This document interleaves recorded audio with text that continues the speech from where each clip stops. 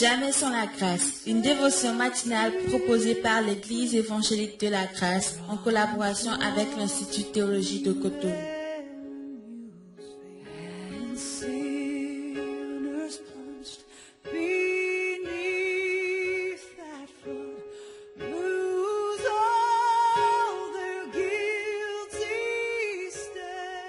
Bonjour chers amis, chers internautes, nouvelle journée, nouvelle provision, bienvenue dans la dévotion de ce matin, la dernière de la semaine. Merci pour vos coups de fil, vos messages que vous m'envoyez pour m'encourager. Continuez de prier aussi pour moi parce que je suis toujours en France, confiné à Bordeaux.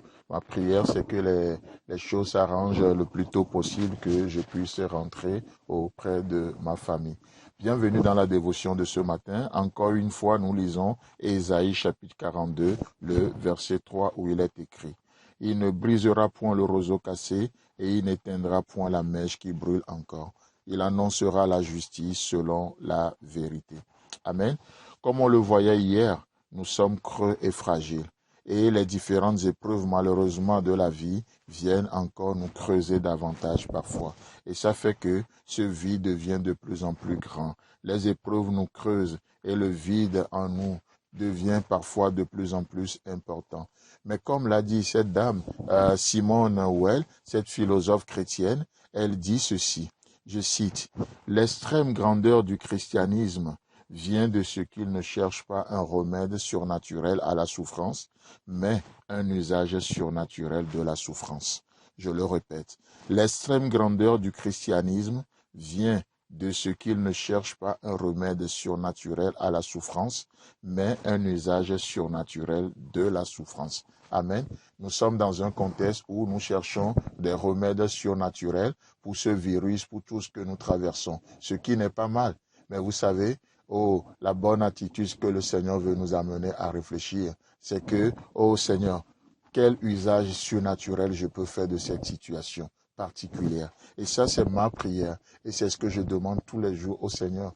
Quel usage surnaturel je peux faire de cette situation. Et en tout cela, loin d'être une religion, le christianisme est une relation avec un Dieu vivant. Un Dieu qui nous parle, un Dieu qui agit en nous, qui nous transforme de plus en plus. Dans Psaume 46, le verset 2 à 6, il est écrit « Dieu est pour nous un refuge et un appui, un secours qui ne manque jamais dans la détresse. » Alléluia. C'est pourquoi nous sommes sans crainte quand la terre est bouleversée et que les montagnes chancellent au cœur des mers. Quand les flots de la mer mugissent, écument, se soulèvent jusqu'à faire trembler les montagnes. Et ça, c'est toute cette agitation, cette épreuve, ces moments terribles que nous traversons. Mais écoutez la suite de notre lecture. Il est écrit, il est un fleuve dont les courants réjouissent la cité de Dieu, le sanctuaire des demeures du Très-Haut. Dieu est au milieu d'elle. Elle n'est point ébranlée. Dieu la secourt dès l'aube du matin. Amen. Cela parle de l'œuvre de Dieu dans nos moments difficiles. Lorsque les épreuves de la vie viennent pour nous creuser davantage et ce vide devient de plus en plus grand, l'incompréhension devient de plus en plus importante. Dans tout cela, il est un fleuve dont les courants réjouissent la cité de Dieu, le sanctuaire des demeures du Très-Haut. Dieu est au milieu d'elle. Elle n'est point ébranlée. Je proclame, je déclare ce matin que peu importe ce que tu traverses, Dieu est ta force, il est ton appui. Dieu est pour toi un refuge et un appui. Tu ne seras jamais ébranlé.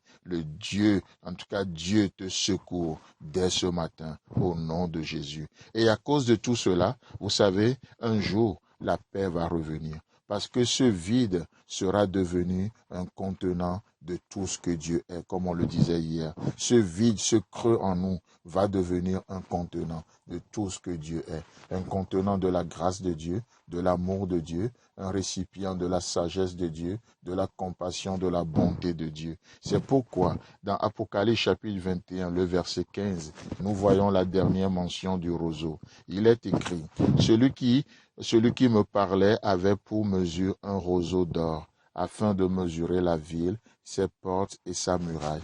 Amen. Ici nous retrouvons encore une fois le roseau, la dernière mention de roseau. Mais ce qui est extraordinaire, c'est que ce n'est plus un roseau cassé, ce n'est plus un roseau qui peut blesser. Mais ici, nous voyons un roseau en or, un roseau en or. Chers amis, chers internautes, laissez-moi vous dire que cette apparence que vous avez aujourd'hui, cette apparence que nous avons aujourd'hui, permet de former de plus en plus Christ en nous, afin qu'un jour, nous soyons transformés en la même image que lui, que nous soyons semblables à lui. Alors, nous allons revêtir l'incorruptibilité pour rentrer dans l'éternité et pour toujours, là où il n'y aura plus de maladie, ni blessure, ni déception.